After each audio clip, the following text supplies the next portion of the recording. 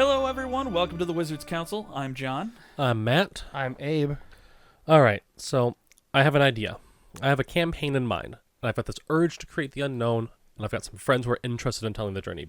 But where do I even start? Like, help. Okay. Do you have a pitch? What's a pitch, John? Well, let me tell you, man. Ooh.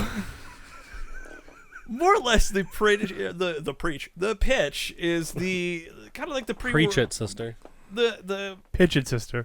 like a camp, or this would be a campaign pitch, which would be sort of like in business you pitch a product or something to that effect. In this regard, your product is a campaign, a sandbox campaign. Maybe you have multiple campaigns that you're willing to run. Like with all the products that are out there for D&D right now, you have a bunch of campaign modules. You know, maybe you're okay running any four. Like there's more than four out there, but we'll say four. You have four in mind that it's like those seem pretty cool. You could create essentially a pitch to explain them to your players and go through each of them. What would you put on your pitch? Well, it'd be things like cover the setting. Like, say for example, you're using just one campaign. I'd want to cover the setting of that campaign. You know, what's the theme of it? What's the feel of that campaign? Is it going to be dark and gritty? Are you going to do like film noir? Is it going to be really deadly? Are you going to have like lots of traps that might just outright kill you? Or this make two characters, one will die? Exactly. I mean, you're going full school. Everyone old school. hide behind the pile of dead bards. You go full Gygax on it, you might come in with like 14 characters, and you only have a 5-player party. So you got to hire 20 hirelings to walk in front of you with a stick. Exactly. So That's why things you like have a that for the 10-foot setting. pole. Yeah, but the hireling holds 10-foot pole just in case. A whole wall of poles. Like all of them have a 10-foot pole. It fills up a 5-foot square perfectly. Yeah. All right, then. When they come back with a shorter pole than 10 feet, you know you've hit something wrong. When you come back and the hireling is 2 feet shorter, you know you've done something wrong. But things like also like high magic or low magic to give a feel for the characters. If you have veterans, that might mean, you know, is it going to have a lot of, magic items? Is it going to feel more typical Forgotten Realms fantasy, or are we talking more Lord of the Rings where, you know, yeah, you got this really cool magic sword called Sting. What's it do? It glows. You know? It's like the fourth most powerful sword in the universe. Maybe it doesn't rust. It's a other perfect benefit. You know, it doesn't rust. Yeah. Rust monsters be damned. You know, and then, you know, dark and gritty, that kind of stuff. Where is it centralized? Is another thing that's good to put in your pitch that you might want. Is this campaign going to, you know, reside solely in the city of Neverwinter? Or are you going to be globetrotting, where you're talking about going to these various locations, covering the entire continent or world of Faerun? Okay. Would you also put, I guess, the setting, you're also talking about like campaign setting? Like is it going to be an Eberron, Dragonlance, Forgotten Realms? Yes, Okay. that would be part of the Or setting homebrew. pitch. Yeah, because you want to make sure that, you know, if you find you have players that are going to go the extra mile and do their homework, you're going to want them to know what they're getting themselves into a little bit. But most of that stuff I would prefer to cover in like a session 0 rather than necessarily the pitch. Okay. But definitely the setting. Like if we're going to do this campaign's in Eberron, this one's in Forgotten Realms, that kind of thing. Gotcha. But on top, also, you know, is it intergalactic? Are you Spelljammer boys? We Space Jammer now. Space Jammer. Fly for that Foxstone and go between the star crystals. That's I right. think we'll be the right terms. But... You've watched so much Star Trek, I can tell. Well, no, that's the D&D terms. I think it's the Flostrom is the space between worlds. I think each one is like a system crystal. Oh. It sounded like Star Trek mumbo jumbo. Well, probably that too. But based on, like, some of that is also, like, for example, when you're centralized in a city or global or even intergalactic, there's a certain level of player buy-in you're going to want to have with that. Mm-hmm. And, well, better way to, I guess, Abe, you actually threw player buy-in out to me early on very well. Okay, yeah. Player buy-in, excuse me, is like what is required of the player for this campaign to function. And this can be something like if you're playing a campaign where the group is a military unit, then part of the player buy-in was your characters and you have to be okay being in the military, taking orders and doing these kind of work. It's so that there's no, if you want, this is a mega dungeon, so the player buy-in is the loot has to drive your character through the exploration, and you can't not want to be involved in that process. So you don't have players who show up and go, I want to play this politic and dude, and it's a mega dungeon. You want them to be on the same page. Yeah. So, I wanted to get that out there because it's one of those things that, especially with me bringing up the city and global stuff, he gave me an example before that I really liked for like global. If you're doing a global campaign where you're visiting a bunch of different cities in the world, your players need to understand, hey, you're not a homebody. Don't own a house in Neverwinter unless you're really okay with traveling away from it very often. Yeah. Other things I'd kind of cover in the pitch, maybe what level range you're looking at. Like, I know a lot of the campaign modules would cover like level 1 through 5 and then 5 through 10 kind of thing, which could work out for a group where you wanted to have a shorter campaign. You do a 1 through 5. You kind of give a feel for how long are these people going to be investing in it. Yeah. And maybe you describe a little bit of your leveling system, just so you, again, that's purely more so the like how long are these people playing. Yeah. I guess I do like the idea how it's you set the expectation of where you're going to end up. Yeah. So if you have people who are builders who want to I want to make a 12 paladin 8 sorcerer, which I don't think is a combination for that particular build. What did you say, paladin sorcerer? Yeah. Okay. It's like a 2-8 whatever the split is. So you know if you can achieve that build in this campaign, so you aren't disappointed like, oh man, we got level 5 and I'm a 2 fighter 3 wizard and that's no fun. Comparison to what I wanted. You get a paladin, a sorcerer, and then 2 toothpicks and a rubber band, and Matt will make something out of it. That's true. That's me. Another thing I would go over in mine is also just the general pillars of gameplay that, because I run D&D, they have the 3 pillars. They have the exploration, combat, and social. Just to give a very rough idea of what, if it's campaign module, kind of what the campaign module is throwing at the party based on what you've read through some of it. Now, those pillars will adjust over time. If you got a whole group of role players, then maybe that will be a heavier thing, but the campaign itself might be a little bit different scales. And then I'd also go over things like house rules, restrictions, and variance rules. That one is primarily only there for more veteran players or ambitious players who are like, I bought the player's handbook when you said you wanted to play D&D. I'm here. I want to know.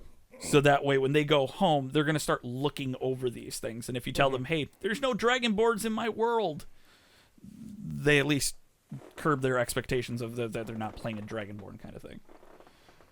Why do you do the pillars of exploration here in the pitch?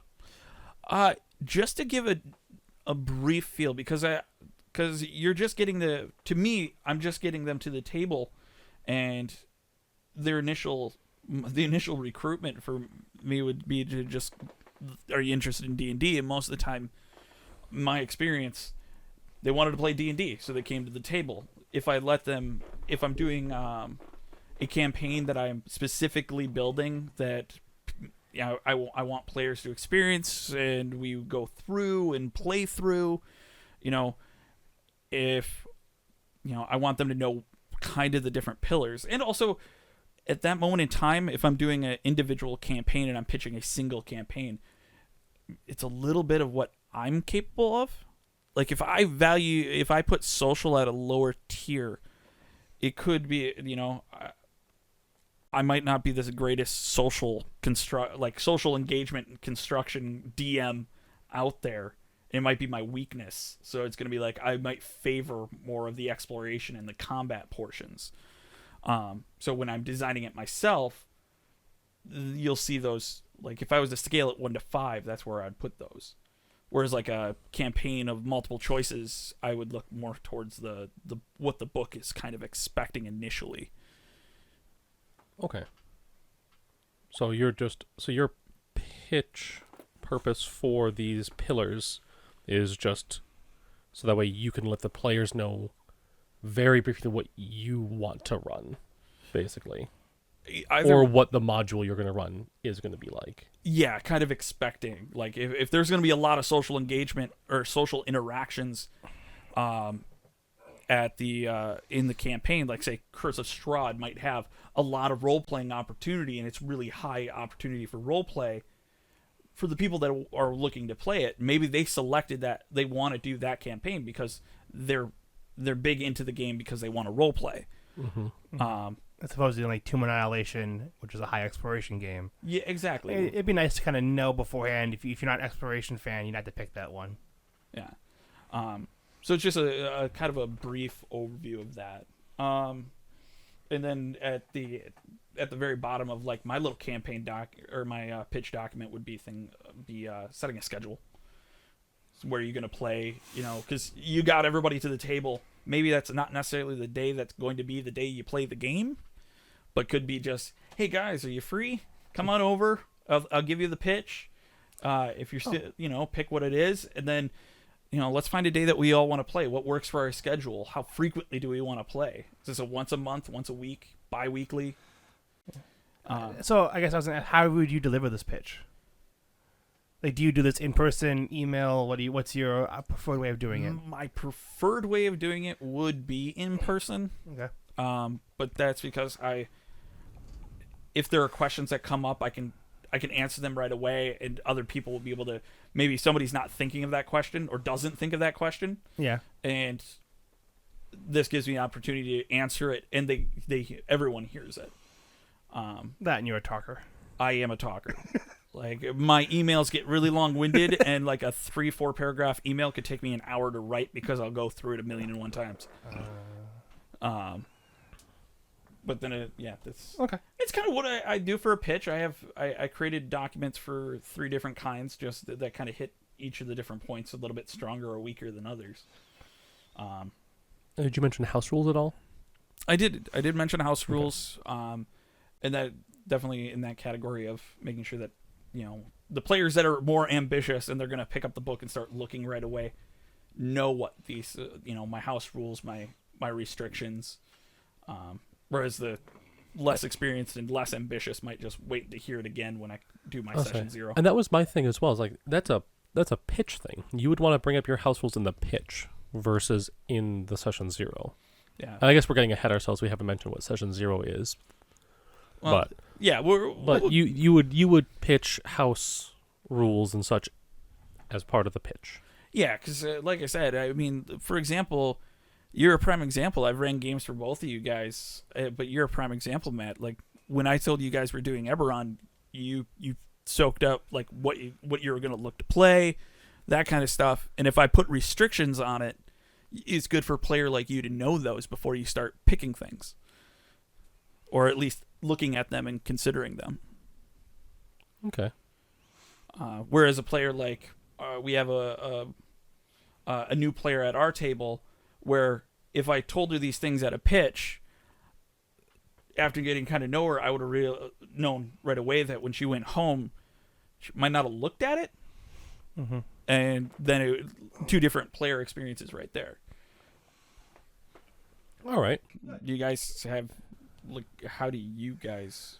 Well, I know that's how I would do it, but your way is completely wrong, and my way is best. So listen to me now. He's so much nicer when he's off the mic. Are we sure? Yeah. I was in the room with him for hours before he got on the mic. The mic makes me evil. That and being at the DM or behind the DM screen. I love to kill people. I mean, characters. Yeah. No, actually, my pitch is very similar to yours. There's a couple of differences I want to highlight of what I would do in my own pitch. For me, the biggest thing is my pitch would be a document I would hand out to my players let them look at it, and then get back to me what they would like from the list. Hand out like in person? In person or email, whatever your group prefers. Okay. I would probably do both, just because I know some people don't, just to make sure everybody gets it in many ways as possible. That is, to me, is mostly, I do that because I want them to have time to ruminate on it and think about it later if they want to. All right. My pitch would be structured. The other thing is, like, I would put in. I like the idea of writing a little narrative blurb, like a 2-paragraph, in-world narrative that sets up the tension we're talking about in the campaign. So, like, if my campaign was gonna be like, you inherited a magical ring from your uncle, and you're going on a quest with a group of people to throw it into a mountain. That kind of idea would be the narrative, would be in there. So they have a feel of what the narrative is from an in-world perspective. Okay. So that's just a little extra flavor on top of it. Sure. Then it would be the same things. I would tell them what setting I'm in, or campaign setting I'm in, if it's a published one, a homebrew, high magic, low magic, high fantasy, low fantasy, that kind of stuff. Yeah. What the player buy-in is for the story, making sure they know what they had to come to the table be willing to do. Mm-hmm. And then the other big difference I have from John is, instead of having the exploration social combat, what I would put on there would be dials of like more specific things. So it'd be like, instead of social, it'd be, is this going to be a role play heavy campaign or not? Is this going to be a high tactics campaign where you have to be thinking every fight's going to be a tactical master class and how to fight it? Is it going to be low tactics? How deadly is it going to be? How stilly is it going to be? Because that's something that not every player likes. How much politicking is going to be involved? Those kind of things would be, just break out the pillars into more finite things. Okay. And that's a pitch thing for you as well. Yes, because each campaign would have those dials tuned differently. How many are you thinking? Like because I like the pillars because they're 3 broad kind of categories. They seem like they represent a good swath of things, and I would agree they don't get into any kind of fine detail. They leave a lot of room to the imagination, like you're mentioning politics and role-playing. You could be low politics, high role-play, but those both fall under social in terms of that thing. So where do you draw the line, though, on too much? I would ideally find the 4 dials that fit the campaign. Okay, so you want 4 dials for the campaign. Almost like the 4 extremes, or the 4 biggest parts that you can put out there. And that can be like a low thing, right? Like, the lack of something is also very important. Sure.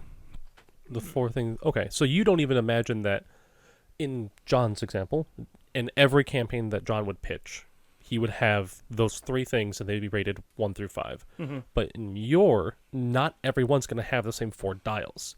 Correct. Each campaign could have different dials. Yep, whatever is specific to that campaign that I think is important to call out. Okay. Because I guess I would kind of say that expect a medium amount of everything, and that's like call out something special.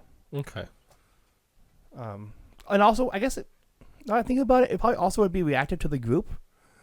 Because I might put in a dial, like if a group is a combat tactical orientated group normally, I might put in a dial saying that that's down. It might not be important to the story I want to tell, but I'd want to warn them that it will be a low tactical combat game. Okay. So they know going in that this might be a bunch of fluff cake fights or more simple fights. Okay. Sounds legitimate. Just to give people a heads up. I guess, and I just want to, because I want to talk a little bit more about that one. Yeah, because I worry about that idea. And I think maybe it's just from a lack of understanding on my part of it. Because it sounds like it'd be very hard to...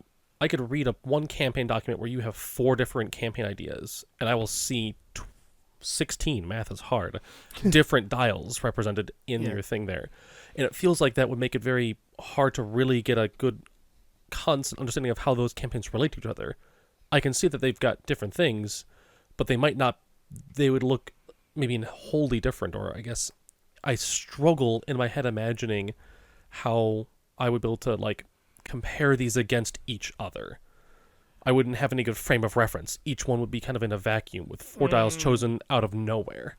I don't have any That is a good point. So that's my concern when I look at that. I don't have a frame of reference Okay. to do this. It's just kind of just sitting there. I'm not sure if that's something you thought about. No, I think it's a good point. I might have to rethink my thoughts on this. Yeah, that was just kind of something that I was like, okay. Yeah, because like I don't want each one to have 16 dials. Of course, That because would be that's a too much.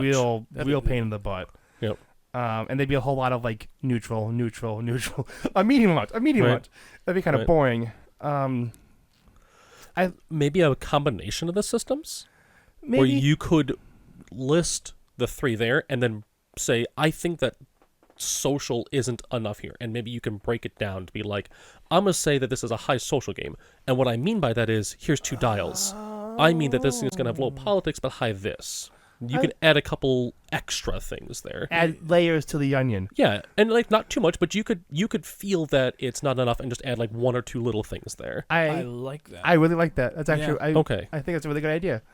There you go. All right. I mean, I will add that to my future pitch documents. In regards to the dial, because between you both talking, it also reminded me of something that I with one having 16 dials for each thing. The ideal for the document should only be about maybe a page and a half.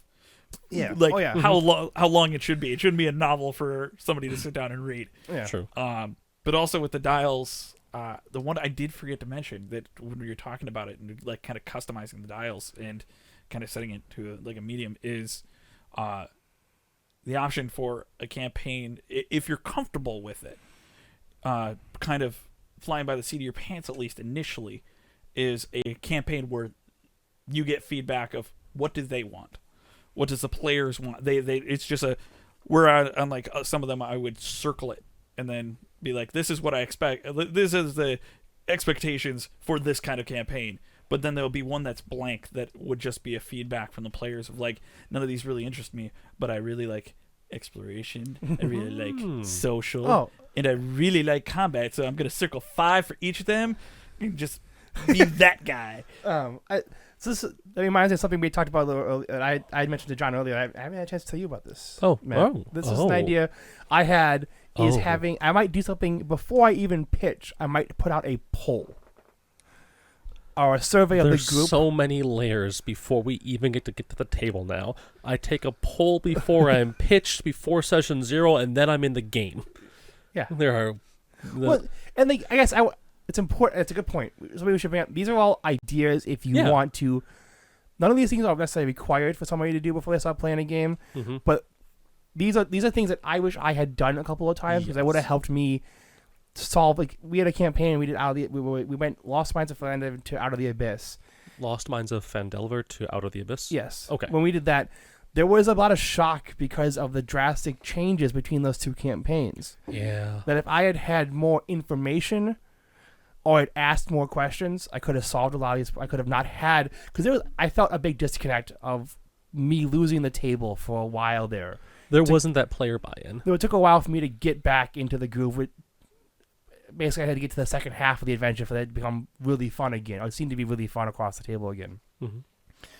So, like, I don't want that to happen again. And because I want to invest, I want to invest in the hobby. I want to do more. This is a really big part of my life, so I want to be more invested in it. Yeah. So I don't mind doing the work of having a survey of the group of what the group wants to do. Then I can think of my campaign ideas. Then I pitch it to them. And then we get to session 0.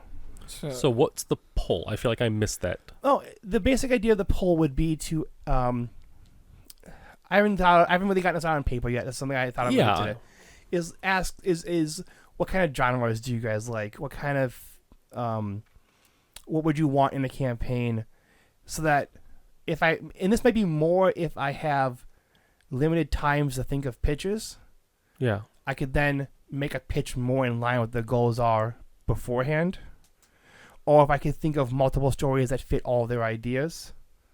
So you have a guideline to make the pitch document. Especially if you don't just have stories you're sitting on or adventures you're sitting on. Okay. Then having a poll can help you think of adventures that you want to do. Okay. So something like that'd be great idea for throwing towards the end of a campaign that might be running right now if you're fortunate enough to have a back-to-back campaign set up. Yeah. Of like I'm going to be running the next one, guys. Here, I just needed some ideas from you, kind of like here's a poll kind of thing. Okay. Yeah, and like I would definitely, like I would even say the poll and even the pitch could happen on the tail end of a previous campaign if you're lucky enough to have a set group. Because like we're getting to level 15 in your current campaign, you want to take us to 20, so maybe at level 18 or 17, somebody might ask, "What do you guys want to do next?" We can start thinking about it, get ideas on the table, so that when we get to the end of this campaign, we're not taking a break and moving on. We can flow relatively easily to the next group, next story, next campaign. And I think this would obviously, a poll and a pitch, a poll particularly, works with the current group, doesn't work with a new group. So that was actually the thing I wanted to ask next. Mm-hmm. The poll feels like it's best suited for when you don't know the people you're with. I feel that I have a good idea of what my current players want because they're my friends and I've played with them. Mm-hmm. So the poll seems more useful to when you're coming into a new group and you found people who are, you've done a pre-pitch of being like D&D, yes, no, and you got Yeah. 5 people who said yes. You You're pass like, the note around. awesome. They said yes. What the fuck do these people like to do? Here's a poll. Now I have some ideas. Now I do my work. Here's my pitch to that group of people based on that poll. All right, now here's my session 0, yada, yada, yada. Mm-hmm. So that poll seemed better in my mind in that regard. Yeah. Yes and no. I mean, yes and no. I guess I would think that because players' tastes change over times, I wouldn't want to keep assuming that the players only want the same style of campaign again and again and again. So I want to check in and make sure I know what they want to do next. Sure, I can see that. And then depending on if these new players, and then in the new group scenario, I like the idea of a poll if they are experienced role players making a new group. If they are new players, my process for bringing new players into the game is a much more drawn out kind of squiggly thing. And that was actually something I wanted to address here because we talked a little bit off mic. And John, your pitch just for new people or for current people, or does it not really matter? Do you think it would function the same? Mine would function pretty much the same. The difference would be the detail. Like if I had a bunch of new players, I might need to actually explain what each pillar is of the game versus a veteran group of players who will see, exploration, social, and combat, and know exactly what that means. You'll explain the in terms basically to them. Yeah.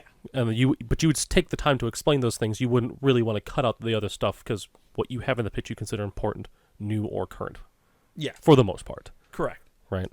Whereas Abe, you just said you would handle a pitch for new people wholly different than what you've said on mic here. Yes, I would pitch new players in a more of a drip feed method. Yeah. Just give them a little bit of information at a time. I don't want to overwhelm them with a lot of choices. Sure. I want to slowly get them in the game. Slowly bring them into the game.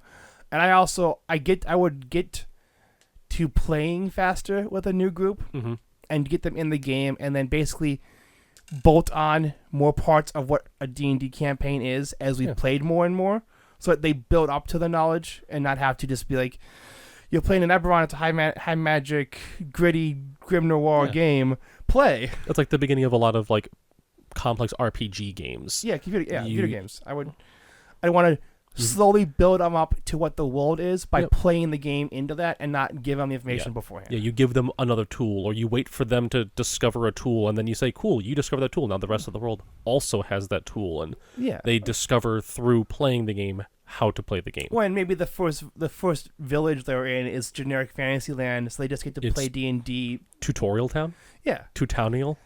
Exactly. I like that. Tutonial. Canon. Yeah. Canon. I gotta add that into my campaign as the starting world now. So they can just kind of we do an adventure. Okay. And we don't have to worry about the genre of the world. We just play a generic fantasy adventure. Cool. Yeah. And then we transition into what the world is like. Okay. I gotcha. Well, what? So I play in your game, Matt. What? Pitch me stars. Like that we do like as a social circle and with our social circles, we do have a great benefit to having like, hey, you want to play D&D? Sure, what day? This day? Cool, we're on. We don't have to pitch very often. So like True. So for a game like Stars, which is a very sandboxy game, Yes. how do you pitch that? Because like I know like a lot of the times I would pitch would be, this is the campaign I'm willing to run. These are the campaigns I would like to try and play. Are any of these interesting? How do you go about pitching such a sandbox style game as Stars? Yeah. So, the Stars Without Number is so far the only system that I've done DM'd or GM'd for or ran, and it's I would not pitch it in. There's a lot less to pitch in my mind when it comes to this game, and even just in general in my mind. So the big thing, the common points, the system. You should always pitch the system. In this case, you guys assumed that the players were doing D&D. Yes. Right? Yeah. And I wouldn't at this point in time because I didn't have that luxury when I first started DMing. I had players who were in a D&D campaign, and I'm like, hey guys, I discovered this, I kickstarted this really cool system called Stars Without Number. I dig it. I know you guys have done other RPGs before. Do you want to try this system? And then I tell them a bit about the system. So my pitch was saying this was what Stars Without Number is, and I basically gave them a little bit of like the background and theme of it being like a sci-fi kind of sandbox. That was like the style that I wanted to throw at them. And you guys talked a little bit about style of campaign. Yeah, in there. themes and genres. And stuff Yeah, like that. exactly, themes and genres. And in my mind, the themes and genres, all of those are present in a sandbox game, because a sandbox game is driven by the players. So that's what you're pitching. You're pitching that here is a sandbox world, and this isn't like, I'm not going to tell you that there is a high combat, or that the combat is a 5, exploration's a 2, and social is a 1. I'm going to tell you that this is a sandbox, and the dials are what you make them to be. A sandbox is you know about the world, and then you will decide what you want those dials to be. You will have your hands will be on them, controlling them throughout the game itself. Okay. So I don't need to pitch what it is, because there is no story. There is an adventure that they are going to go on, and they're going to dictate Well, no, and what there that isn't even is. like, and I just want to kind of clarify. There isn't really even like, you aren't pitching an adventure. You're just literally pitching a big empty space for them to do what they want with. A lot. Yes, like 99% true. Okay. The 1% is that the initial adventure. In my mind, with a sandbox, at least in a pitch, I want to make sure I'm at least letting them know how this is going to start. More frequently than not in my mind, like, I'm thinking of what would be a cool way to get a group together, or what's a good like hook to get into a sandbox kind of game, right? Mm-hmm. And the initial adventure can be elaborate or simple or whatever you want it to be. I mean, the initial adventure, hell, could be something that they end up picking because I show them a map, and then they say, and I tell them what's in the world. But for the most part, the pitch I do is pitching the system, pitching the style, which is specifically sandbox, and then giving them some background on the world. Okay. And then letting them know that they get to do whatever they want. And we're going to figure that out when we finally come back to the table for a session 0. And if I have an initial adventure, because I have like a neat concept that would like kind of frame the beginning of the campaign, Yeah. that would be pitched to them as well. Yeah, I mean, you guys should have a webcam on just my hands for He this was stuff. tuning the dials, if you know Yeah. what I mean. Yeah, but he was using the full hand, which is, Getting a real good grip on the dials. yep. Right. Um, Massaging the tatas. So yeah, that's my pitch though. That's the end of it. It's what system do you want to play? Is it Starts Without Number, D&D, Yeah. yada yada yada, sandbox. Here's some basic history, some context for the world that every player should have, and maybe an idea for an initial adventure. Okay. Like your D&D characters in space, or you're part of some interdimensional group of people. That last one got away from me. No, you make a good point though, Matt. When it I came know. to wow, he's the modest of the three You of call us. me the mean one. Yeah, I guess I am the mean one. Screw you. But you make a good point. We in both of Abe's examples, we kind of made the assumption that we had pitched D&D. Yes. Like that was the Yes, thing. you're right. That's what came to that's what got you to the table was, hey guys, we're playing D&D. Yep. I want Because to there's play a- D&D. Well, because you do a poll and a pitch, it's a pre-pitch, poll, pitch. Yep. Oh, Right. Well, and that makes sense. You guys, your history is D&D. This is the Wizards Council podcast, so that's primarily going to be our focus. But I'm the outlier here, Yeah, and but it's also starts with that important. number. And exactly, Yeah. I think it is super important because you can get that D&D feel from, well, a variety of other settings Yeah, a and lot systems of out there. Yeah, And they make any of the advice we're giving in this session applies to all of them. Yeah, it's science of most role-playing games in general. Mhm. The pitch could be anything for any role-playing game. It's just getting more information to your hands of the players. Yup. So I have a couple of questions for you. Go ahead. Question- Shoot them at me. My first question is, does Matt only think he'd ever want to run sandbox campaigns? Is that what you're interested in? Is that why you're... Yes. Okay, so that's why your pitch is so focused on that idea. Correct. Yes. My Okay. experience and my headspace at the moment Yeah. is entirely in sandbox. I actually, when I think of the other types of campaigns, the other types of campaigns I think are like narrative campaigns, is really like the only other type that I can think of off the top of my head. Yeah. Where it's more like there's a specific narrative that the people are going to be drawn into. I feel that is an incorrect way of running the game. I dislike it. Okay.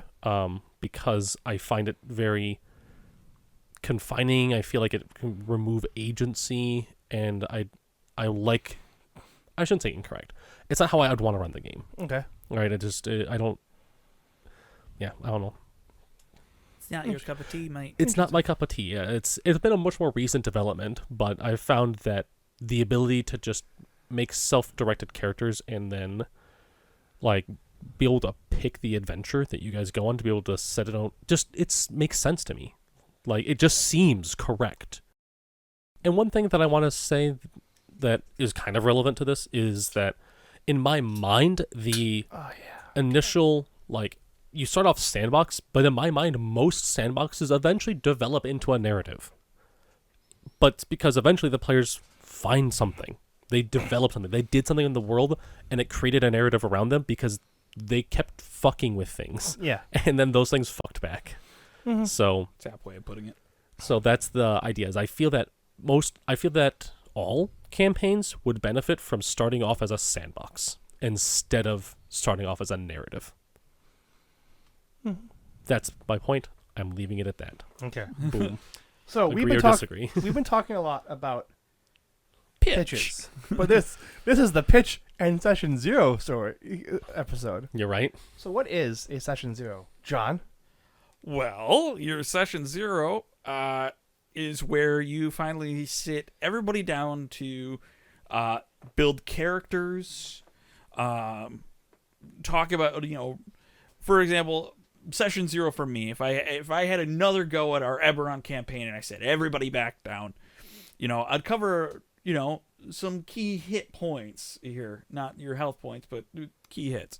Would be things like you want to cover table etiquette, house rules and restrictions. I covered that in my pitch, but I would recover it, go over it again, because this is the part where I want my players to start building their characters and building them together, rather than individuals. Like, individually before you start session 0, people can look and kind of be like, I kind of want to play a wizard, but you didn't really build that wizard until you sat down, because maybe you have another character who's also wants to be a wizard. Now you have a conversation between the two of you. Are you the same blasty wizard, or are you a support wizard and a blasty wizard? That kind of thing. But session 0 is where you sit down, give more details, and flesh out the decision that, if you ran a pitch, the decision that the players picked in your previous session. But then go just into more detail on the creation of the characters, how they fit in the world, what's your more details, and flesh out your world a bit more. there are key things that we need that during that session you should probably hit on though. Like I was saying, house rules, restrictions, what content are you allowing? You know, when you had 3.5 and 4E and other editions, you know, you had a lot of splat books, and by splat books I mean there are 100 some, you know, 3.5 books. The supplemental material. Supplemental material. And there's a pretty common rule that's out there, which is core plus one, where you have your core rule book plus one splat book. Yeah, that's the Adventure League standard. Yeah. Would this also be you'd cover like homebrew? This is where you cover homebrew. This is where you cover your homebrew rules. Or for you, homebrew round 2. I meant third party homebrew. Okay. Like community, community made stuff, that kind of thing. Would you allow things like DM's Guild? Like if you found something on DM's Guild, you're gonna allow it in? Yeah. In that point, you might set down some base rules about how you handle that. Like, sure, we'll allow DM's Guild, but you got to talk to me first, and I'll approve it, kind of thing. As the DM, I know there are a couple like third party classes that are out there that have been well reviewed. There's like the Blood Hunter, right? What? The Blood Hunter or something like that. Yeah, like Matt Mercer's Blood Hunter and his Gunslinger. There's like the Pugilist, which is a very popular. Somebody made a Pugilist class. It's very well known. They'll get it out, I hope. You're drinking water. Where's these beverages coming from? I had Cheez-Its. And I'm me. I mean, that's all that matters is you're you. Yeah. But this is where you get your pick those homebrew stuff. Are you going to allow it, or how are you going to handle it? That kind of stuff. At least how you're going to handle it. Makes sense. And then also, when it comes to the character building, this is where you're going to start rolling stats, so that way everybody's rolling it together. You know, maybe you're a DM who's going to be like, all right, everybody roll 3d6 or 4d6 and drop the lowest if you're doing D&D. It'll be like, that's your strength score. Next set, that's going to be your dex. Con, go right down the list. Old school. Well, that's actually how Stars does it, and I really like Stars' thing. That's original D&D. It's 3d6, start at the top, roll to the bottom. Yep.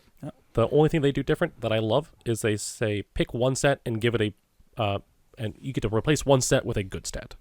Yeah. So you get a free, in that game it's a 14. In D&D it'd be the equivalent of getting like a 14. It would actually be the same. Yeah, it'd be roughly the same, because in Stars you have if you're mediocre at it, you're at a 0. If you're better at you have some proficiency, you have a +1. If you're really good the specifics of the system aren't super important for right now, but I liked that one because it's more discover the character, but you can fine tune it a little bit. I'm actually a big fan of Abe's new way of doing his dice rolls for picking stats. It sounds neat. I was a big fan of that. Yeah, my idea was depending on how many players you have, you make a group array, and if you have 5 players, then everybody gets to roll one set of dice, and then one person, the group gets to nominate who gets to roll the 6th. However, we want to work it out. What the DM rolls. All the DM rolls the 6th, whatever you want to do. Everybody rolls a stat, and then that is the group number they can use. So everybody is balanced, but it is a random array. Yep. You get the pleasure of rolling, but you don't have to deal with the imbalance of each person when rolling Matt rolls 6 18s and I roll 6 3s. It's never happened, but it's been close. It feels like. I've never rolled that many 18s. I think 3 was the highest I've rolled. Yeah, it's already too many. You've had plenty. But then it was also, at this point, I would like to have the play, after giving them the basics of the histories of the world, now that they've kind of got their stats down and start building those characters together with other players. How are they together?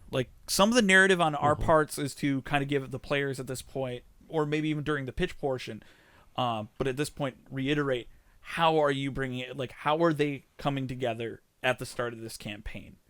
Are they military and they're a squad? Mm-hmm. Or in the case of my not probably going to do it again style of starting Eberron, was having them completely different people coming to this one location looking for work?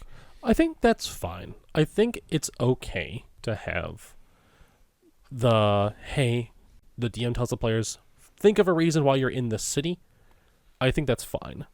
It just, you need player buy-in. You need to have, the players need to understand they need to develop a reason to stick together as a group.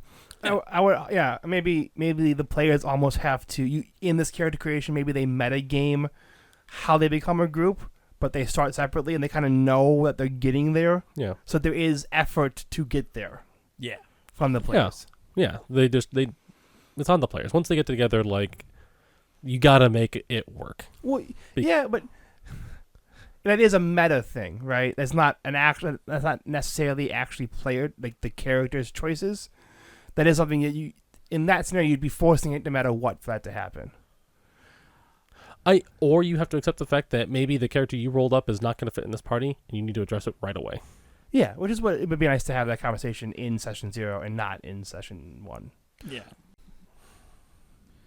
But it's also during session 0 that you're creating characters that are going to become a team. Mm. So, but it's also at this point, you have people that, like, maybe in Eberron, you're a high or a half elf that's gonna want to be an airship pilot at some point. You have another half elf in the party. Well, he wants to be the first mate. You've been best friends since childhood. This would be where the conversation between those two characters are going to happen, and fill in a couple of blanks about their history. Do they share a similar background? Mm-hmm. Do they go with completely separate backgrounds? How do they meet? So that way, when they get to the table, they can have something to draw on a little bit. They can improv some stuff later. Talks about nights at the tavern, but they've got a basis for it. And this would be the session where they can kind of build that basis and ask questions to the DM, or ask other players to get ideas or incorporate other characters into those stories.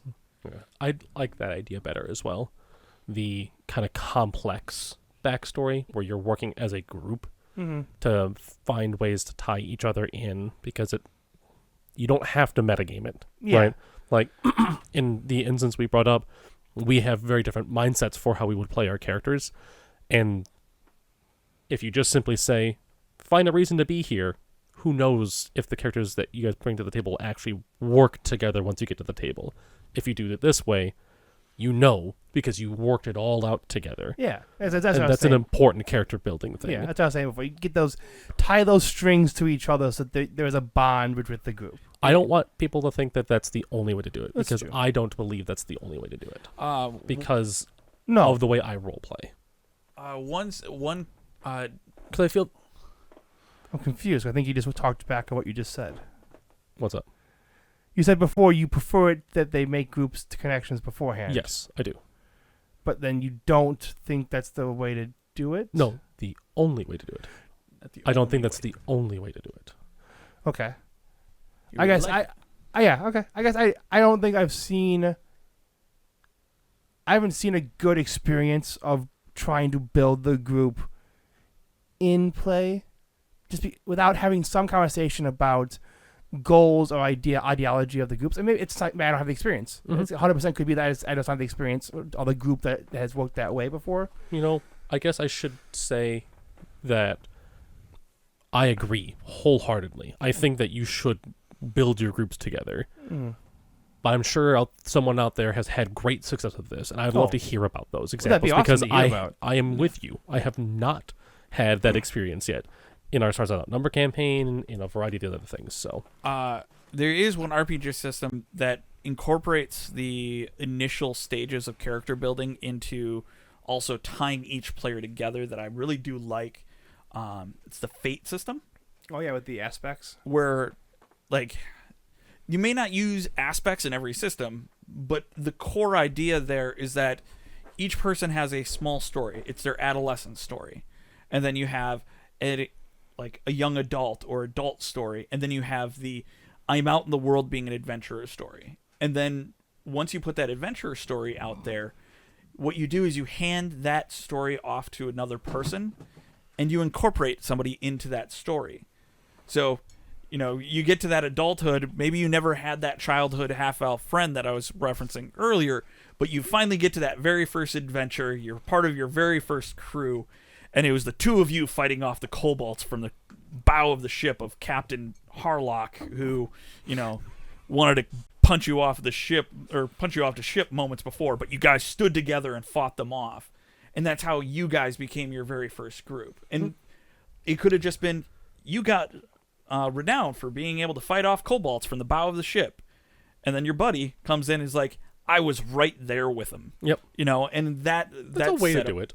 Is a nice way to bring it together. If you're looking for a system that just incorporates it and has like a laid out idea of how to do that, it's right there in the books. And Fate System's a free system to go out and pull from. Please, I think steal from every game system you can to make your game better. Yes. Yeah. Steal liberally. So that's character building. Okay. And histories. And histories. Yeah. Like that's kind of like that's how that all happens. When that's super important. What else is in session 0? Is there anything else that you'd put in session 0? What do the players know of the world? Or what? There's the conversation of metagaming. We kind of had a conversation about it prior of what kind of information do the players bring to the table that they should try to kind of forget / here's some meta information for individual players. Like if the information to give to a player would be something that might be secret to them only. It's like it's a little character too, but it's also that knowledge that you get to bring to the table that nobody else gets. I think we all settled that the best example of meta knowledge is the monster manual. Yeah. Yep. And if you're playing in a reoccurring setting and one player at the table has played in your setting and the others haven't, they're going to have all sorts of setting-specific knowledge, and the other people won't. And if you need to make sure you convey that, hey, this is meta-knowledge. Forget it. Yeah. And your character does not know it. Or ask beforehand, ask, would my character know this? Yeah. So you can rein it in. Or find cool ways to give them, their character, that meta-knowledge. Yeah. Yeah. I think it's... I almost would think... I mean, this is your idea, but maybe it's almost like you're not quite talking about all the knowledge, but you're setting the ground rules how to handle meta knowledge. Yes, because especially as we are all DMs who are all switched over to being players or switched to being DMs, we have perused the monster manual for a lot of data. Yeah, and if you're a DM who's now on the player side of things, it's on your part to kind of forget that meta knowledge, or at least rein in that meta knowledge to not put it at the table. Yeah, because I knew exactly what a Death Knight can do when you threw it at us on Saturday, because I had used it in the last campaign, and I had to forget that so that I didn't ruin both my experience and the group's experience. Yeah, by just saying this is all the stuff you can do to it. Yep. All right. So that would be something I would cover on it, anyways. Is just kind of if you know it, try to. Forget it. Forget about it. It kind of rolls a little into table etiquette that we'll cover table etiquette in another session, but it rolls into that. Don't spoil it, especially if you've encountered it before in a past campaign, or if you're a player who's played multiple campaigns of D&D, and it's like the wall moves a little. Wait, what do you mean it moves a little? Well, it looks like it jiggled. If you have some experience, you might be looking at a gelatinous cube. Yeah, the player knows that, but the character probably doesn't. But the character might not, and then that's also another thing that to cover with your players is what baselines do they have? I think Abe, you mentioned it. What is the baselines that your players might have of the world? When they go out into the world, do they know what a kobold is or kobold is? Is it or is it just you only know what the beasts are? You're raised on a farm. You might know what a goblin is, but you've never seen a kobold in your life. Yeah, I really do feel like that might be better handled. I don't want to as in a case, but this is almost like where you set the tone. So you don't have to cover all the cases out there in the world. Yeah. Because there's a bunch of things that I won't think of in a session 0. Yeah. But you almost, it's kind of like the homebrew rule, right? You're not setting this is in, this is out forever. You're saying this is how I want to handle it. Any questions on how the procedure for it is. Mm-hmm. So the player can ask you, do I know what a kobold is? Yes, no, make a check, kind of idea. Yeah. Okay. But I know that's a lot of what I would cover in a session 0. Is there anything that you guys would add? Is there something I'm missing out? Like, Yeah. maybe I should put in my session 0. I have a couple just small changes on mine that I want, that just little differences between how you do it and how I would do it. I think in general we're all pretty similar on this. It's just like tweaks. But some other ideas. Yeah, mine is I wouldn't introduce my house rules and variations till now, because I'm a big fan of trying to get the players to make their characters all together at the same time, to really help reinforce the connections between them. Because I've experienced it before where if somebody makes even makes the idea for the character before they get to the table, it's really tough to then butt your way into their story. So by trying to keep them, I'm keeping them in the dark on purpose, to then make it so that they have to come and talk to me at this place, so that we can do it all at once. Okay. To help increase that kind of community feel to it. And with that character building, I like to do all the character building. Maybe not up until picking all your spells and all your equipment, but what class, what race, that all those discussions can happen right then and there. Yeah. So it's all out in the open. Mm-hmm. Do the character history is the same thing.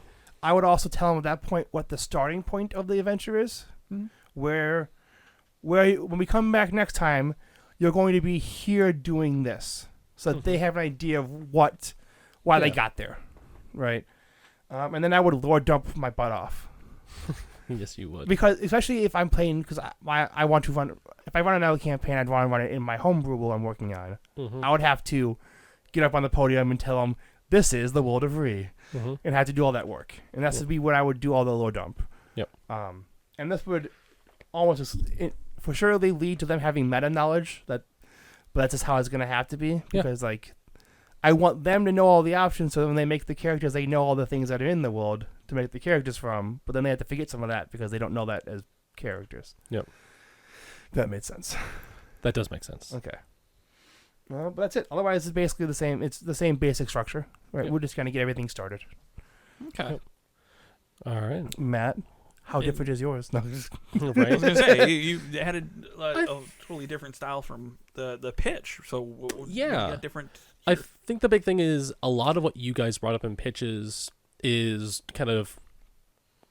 ends up in session 0, and I think that the bigger focus of session 0 for me and for a sandbox campaign, which is really what I think of, and is, well, there are 3 major things that I really thought of, 3 big tick boxes: the world, expectations, and then character creation. Character creation, I'll start with that, is the same as you guys have. I really do agree that you should be rolling out your stats at the table, getting an idea of what classes you might want to play, picking what sounds fun, because that's what this is about, and then maybe somewhere in there building your character histories together. Whether you want to build histories and then decide from there and stuff like that, I think is very free form. Mm-hmm. Most systems are open enough to let you fit. I lied, actually. You should build characters first, so you know what the system allows before you think of a cool idea that doesn't exist in the system. Yeah, probably a good idea. Yeah. So character creation, same thing. Character histories, same thing. I love that stuff. The world, I do a homebrew with this because that's the nature of a sandbox game. I don't know of any pre-built sandboxes, really. There are a couple. There are? Yeah. I mean, even playing in Forgotten Realms is a sandbox setting. We just think of it mostly as we have adventure pass that we buy to run. I am a dumb. You are right. all of those settings are sandboxes if you want them that way. So, anyways, the same things that you would cover in a setting. You lore dump. You show. You want to talk about what the setting is basically here. You need to tell them about the world because they likely don't know about your specific world that you've created here. Well, particularly in Star Wars, where you make the whole sector up when you play. Yeah, exactly, and not every time, but you do they're all homebrew sectors. Yeah, and in fact, I think I haven't personally looked into pre-built sectors, so when I think of this game, I think of it as that. And I don't want to get into all the nitty of Stars Without Number, but I would agree. Yeah. Just make sure you explain the things that you would want to know if you were getting into Forgotten Realms, the things that they kind of explain there. Mm-hmm. You don't need that kind of detail, but still cover what you have. Yeah. Also, real important, especially in my instance where we're not playing this, and because I imagine that my pitches in Session 0 are the same for new versus current players, rules. Make sure you get familiar with like the important rules at the beginning here, so that way they can help inform character decisions, right? And bring up rules that may impact them, but they may not expect. Like faction turns are a thing that exists that kind of affect the politics. It just give a brief synopsis of some of the rules that might be in that kind of affect the framework, just so the players kind of get an idea of how and why things might be happening, because the characters would have that understanding implicitly, and it's hard to explain that in game.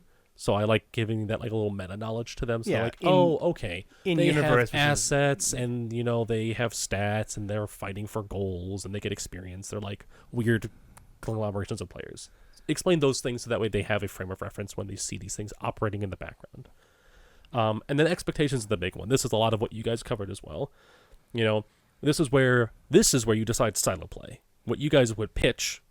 What style are we doing is a Session 0 thing. You are hooked on the sandbox. You decided you want to do sandbox. How do you guys want to go about this? This is where you can talk about initial adventure. And this is optional in my mind. I think that they don't need to make a decision, but they should at least have an open discussion about what they are interested in, so that way the players can keep in mind what they are feeling as a group, so that way they aren't alienating a player at this point in time. Okay. Right? This is where you need to make sure you come together as a group to find out what you want to do. And this is, as it can happen in any campaign, you might find at this point in time that these people may not work together. And then you have to go back to the pitch to get somebody else to fill that empty seat.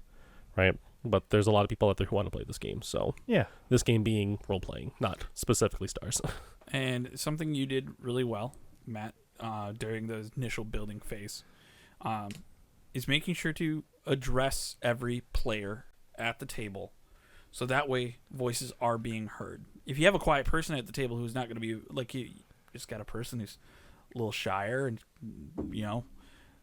ask them how what do they want to do. Make sure that the table is paying attention to that person, so that way they hear that opinion. Because you can have a group of 5 people that are going to just sit there and throw ideas out there, and then you have that one person who's just hasn't really spoke up yet. Yeah. And it's kind of on the DM's part, our part, to, what do you want to do? Yep. Like, I hadn't heard what you wanted to do just yet. Throw your hat into the ring kind of thing. Yeah. I think there is some importance to that as well. You got to be careful that you don't put someone on the spot who doesn't want to be put on the spot. If they're being shy, they may not want to speak out in front of everybody about something like that. Yeah, but you can find ways to step aside with them and talk to them in one-on-one, and then bring it back to the group and present it. 100% yes. That's exactly what I wanted to say. Yeah, sorry, I didn't mean to step. But like mostly, make sure all the voices are heard in a way. And if that way is they text you and you say it out loud, or you steer the conversation that way. It's just because some people are, and this is straight up Matt Colville. Like, I'm plugging that dude right now because I love this dude. One convert. Right, exactly. He's good. But the idea that some people are players, other people are audience members. Yep. And an audience member wants to watch. They like playing the game, and they just want to experience it. So they're generally just happy being there. And it largely doesn't matter what they're doing. They want to be there. Mm-hmm. So those kinds of people you generally don't want to put on the spotlight too often, or you need to be, or you have to think about it anyways before you do that, because you don't want to make them uncomfortable. They're there to watch, not necessarily because they want to have the attention on them the way some other people may. So, but yes, I do try to do that, John. Make sure that everyone gets a voice at the table somehow. Expectations beyond just style of play in here, that's the big difference. Of course, house rules that exist here. And then death and dying. I think that's a really important thing, is deadliness. Stars of that number is inherently deadly, but it comes with rules to adjust for the deadliness if you guys don't want that. And I think that is a thing that you should just level set with the whole group, because you can't make some people be less you can't be less lethal to some members of the party than others. You have to set an expectation for the group, and you need to come to that decision as a group. One caveat I just want to put to this whole Session 0 thing and pitch thing is, at the end of the day, and this is definitely just my opinion, you're the DM. You do a lot of work as the DM. you have to run this for some large amount of time and spend a lot of your time doing it. So at the end of the day, it's what you want to do. Like, like you want to get your players there. Are your players having fun? Then you're having fun kind of mentality. That's good and all. But you have to want to run this. So you have to accept the fact that at the end of the day, even if they really want it, if you do not want it, you should not do it. Yes. That is a great point. Because then you won't have fun. You won't be able to do it. So keep that in mind. This is all stuff that's really important to make sure the players are engaged, but you, the DM, have to be engaged as well.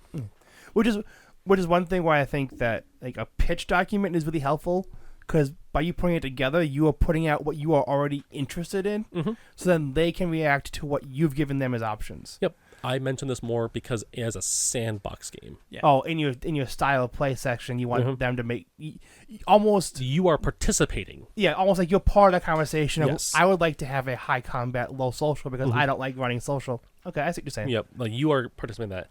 And a sandbox campaign isn't for everybody. I think they are great though.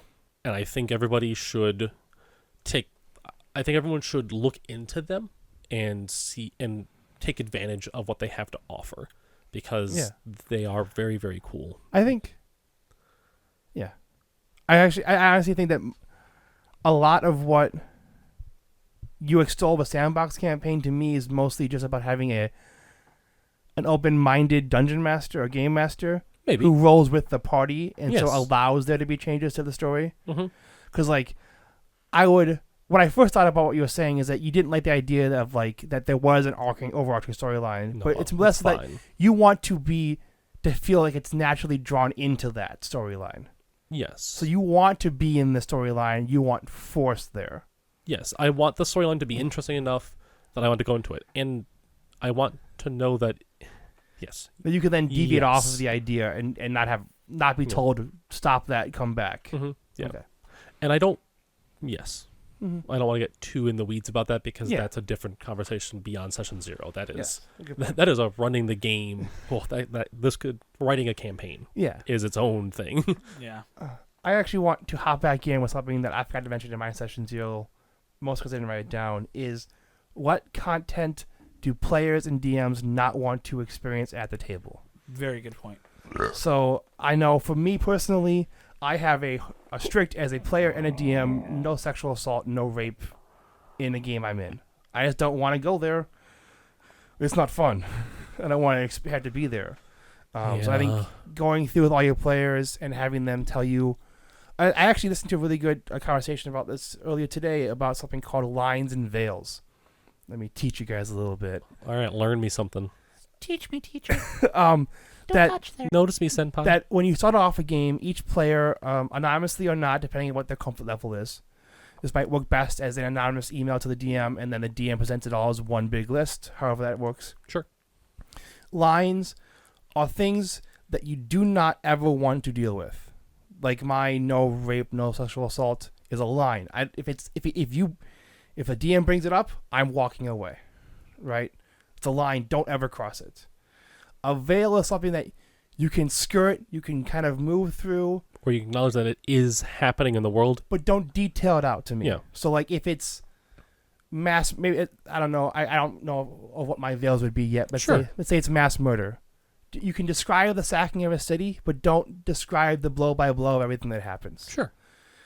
That's the idea. You have your hard lines and your soft edges of the things that concern you.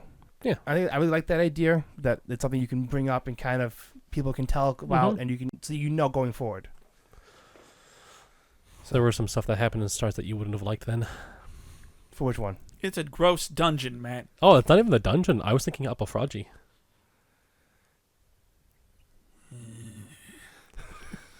Apofragi is not a good. I think Apofragi would. Well, anyways, unrelated. Okay.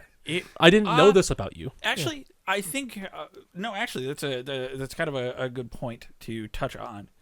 And I guess it's a question to send back to the player that is drawing the line in the sand, so to speak. Is it okay? And you'd be asking the player, obviously. It's not the general, like, is it okay? What's your theory on it? But in the case of what you just said, you're okay. You're drawing the line in the sand. Not it's okay. You're drawing the line in the sand about like rape and sexual assault that's happening. Yeah. On Apple Froggy in Matt's game, there is a race of people that at one point or another may have been genetically altered or born with it. I think you described them as genetically altered. Genetically altered. They can create an aphrodisiac, almost arousal through touch, and that feature was being abused. We never saw any of it. Yeah, but it was happening there. We know it was happening in the background. Yeah, it was being told to us that these things were occurring. Yeah, and I think, but we never saw it. Yeah, and it's for my example, I would say that I'm more of I don't want it described to me. Okay, I don't want to walk in the middle of a thing. Okay. So, and this is because I kind of wanted to follow up on that, because I want to make sure I understand the boundaries of the boundaries we're setting. Or implying. Well, no, or talking about because that's the line and veil. Yeah. So, a line is something that you never want to experience in the game, but can exist in the game. I don't know for sure. I have not fully read on this. Fair. But I know that, and maybe what I'm finding out is I'm more of a veil on sexual assault and rape, and I'm not a line on it. Maybe that's maybe. But the idea of a line is that you just don't go there. So a line would be something that does not exist in the world. It can exist, I think. You just don't talk about it. Yes. Which I know is basically the same thing, but doesn't necessarily have to be the same thing. Yeah. It's a weird way of putting it. Matt will do research on it. It would depend a lot on the player, too, right? Sure. Because a lot of players might be okay with it being there and being mentioned, but never being delved into. Yeah. I don't know. Okay. I just know that that was the terms they use to describe it. Okay. Sure. Yeah. And there's also the thing called the X card, which is another way of handling the same situation. You ever heard of the X card? Is that where if something comes up, people can throw up an X? You put up an X. You have a physical. A lot of people do a physical card or text or whatever. You put it up, and then you're done. Yeah. I have reached the point where I'm no longer feeling safe at the table. Yep. You put it up, and then the DM on the table all know just to drop it immediately. Yeah. And either rewind to a new narrative point or narratively past it. Yeah. Yeah.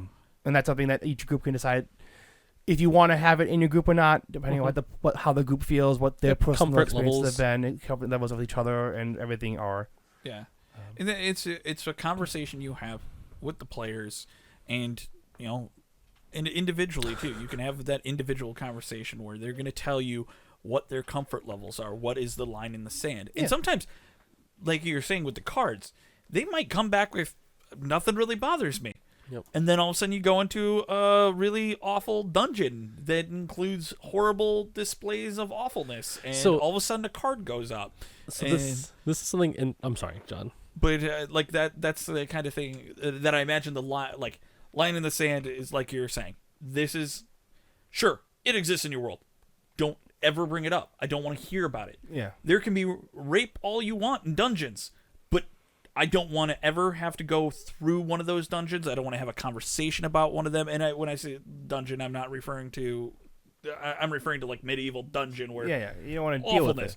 But also at the same time, you acknowledge it could be in the world, but you don't want it brought up. Yeah. Whereas the veil is, you can be around it. You can be around it, but you're not describing the scene or the act itself. Yeah. Something that's interesting about this, and I just want to do this because John's name dropped me a couple of times about some horrible dungeon that I've created. It's a horrible dungeon. And then I brought up the whole Apophagy thing there. I personally feel like I can't watch movies that have rape in them. I just cannot do it. I couldn't watch the beginning, some of the earlier sequences in Game of Thrones because of what happened there. It is a line for me, which is weird because I've written content in Stars at That Number. I've had to think about that being there. And it's different when I'm thinking about it because I know it's real and I can think about it in a safe way for myself. Yeah. And then put it into my game. And But because I had that comfort and because I could think about it that way, I was able to process it. I never considered how my party may have reacted to it. And there have been times at the table, like in Apofragi, where I was realizing, I'm like, these people are written to be bad people. And they're in a room with pleasure, or with, what are they? Pleasure, the people who are pleasure, who are the tech pleasure world, right? So they were just meant to be physically pleasurable. And I'm like, they would be abusing them. And I got mad. I made myself uncomfortable thinking about what would actually happen in the situation. And I had a red X myself, basically. Like, the table literally watched me like, I'm not really comfortable going further with this. And they're like, that's fine, we didn't really want you to. I'm like, I know. And it was just a weird thing as a DM where I found myself in the situation where I like felt that this is realistically what would be happening, and I had no desire to engage with it. Yeah, and it's very important that the line and the veil and the X card are for players and DMs. Yes. Because the players can bring up topics that the DM can't control, and they have all the right to say, no, please stop. Yeah, please stop doing that to the goblin. He doesn't deserve that. Well, and it should be pointed out, like, I joke with Matt, but by no means has he ever actually crossed any line, nor has he ever, in any of those missions. I joke, and I have. I'm not even trying to defend myself. I just wanted to. But no, I mean, like, it needs to be, like, I want it to be said that it's just like, you can bring up and do, like, those horrible things, but there is a line, and so long as that line is never crossed, lines of veil are a really tough thing, and I have never considered them until you literally brought it up now. I listened to the Dragon Talk podcast, and the guests talked about them today. Yeah, and like and it's a very new, I want to say new agey thing. It's a very new thing of how culture is moving nowadays. Yes, I mean, and it's a good idea. It's a really good idea that nobody would have probably thought about 20 years ago. Yes. So it's just helpful. So it's something to put into your mind for new, old players. It's an important thing. And your mileage may vary. Your group, may be more or less receptive to this kind of change. So keep it in mind. I think it is an improvement, though, if it's handled well. Yeah, I think that's this is a conversation. It's one of those conversations. Say, group, serious time. Put your serious hats on. Right. I want to talk about something that's real. That Pulls up Jester's cap. This is my serious hat. Oh, no. Stop it, Tim. It's an inside joke. All right. But no, that's a good one to have at the session 0. Things to kind of conclude at. But I think that's pretty much what we would all cover in our session 0. We have described the perfect pitch session 0. There are no ways you can change us. Good to go. Yep, we are good to go. Oh, so there is something that I wanted to mention in the pitch, and I just totally forgot. No, we've already locked it. I just locked it in. So I wanted to just address it again. Okay. Secret information. Oh. Okay.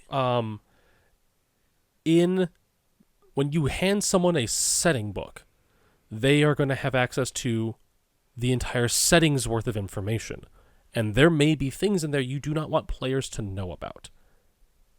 Beyond just meta knowledge. You may want to actually surprise your players with something. So it is important, in my mind, during the pitch, because that's when you're usually sharing your setting.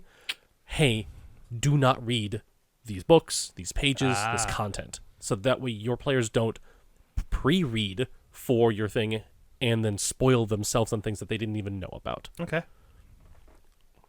Good idea. That's the next idea. Put the make your list of banned books. Something for the session 0 that I just thought of, kind of jumping point off of that idea. I locked it in, guys. No, you didn't lock anything. Hold on. Let me unlock it.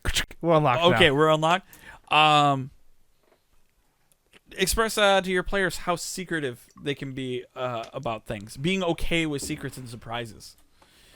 From the players to the DM, or from the players to the players? Or both? Both. Okay. What about from the DM to the players? Everything's secret. Yeah. Well, like, players to guys, here's combat today. Here's the stat blocks. I think it's got to be, like, it's one of those things that you kind of can establish of how okay everybody is with keeping secrets. I think we've had a conversation in the past about this where it's like, you're okay with keeping secrets from the DM. I love because it's this conversation with the players to come up with something that the DM hasn't thought of. Yeah, like can we talk to Mordenkainen? Yeah, exactly. But it's also one of those things of like, if it starts breaching like kind of questionable territory, you could ask your DM some Hypothetical questions. But also keeping secrets from other players. If you have a plan to steal something, but you don't want it to be out in the open and say it right there at the table, so that way everybody is now looking at that character. Yep. You send it to, you're okay with having secrets sent to the DM, and back and forth, or if you have something in the background that you're kind of plotting or setting up, you know.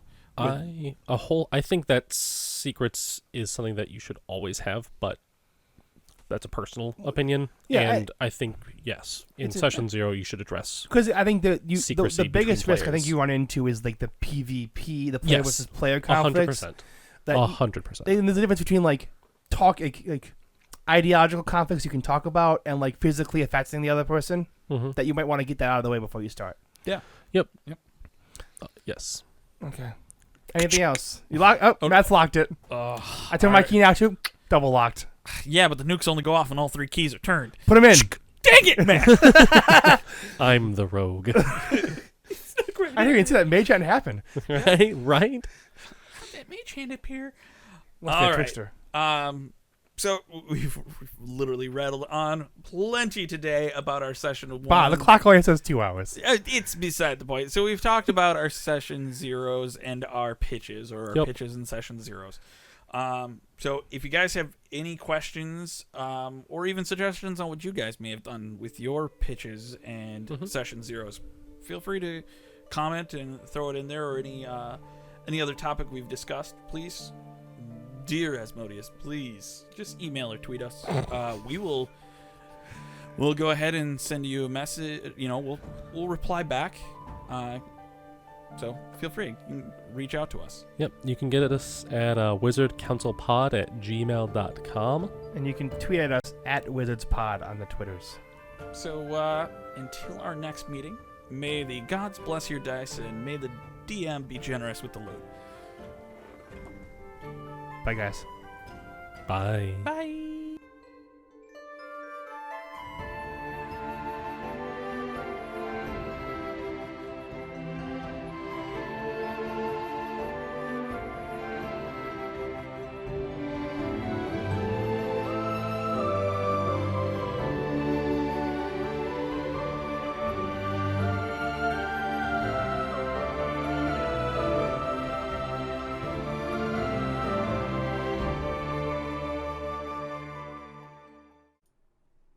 Happy holidays, you beautiful and lovely people. Thank you for listening to Wizards Council Podcast. If you liked today's episode, please rate and leave a review for us on iTunes or wherever you get your podcasts from. It helps wonderful folks like yourself find us. While the council may not be in session for now, we will be back in 2 weeks to start off the new year. So, from our family to yours, we love you all, happy holidays, and don't forget to stay nerdy. Bye!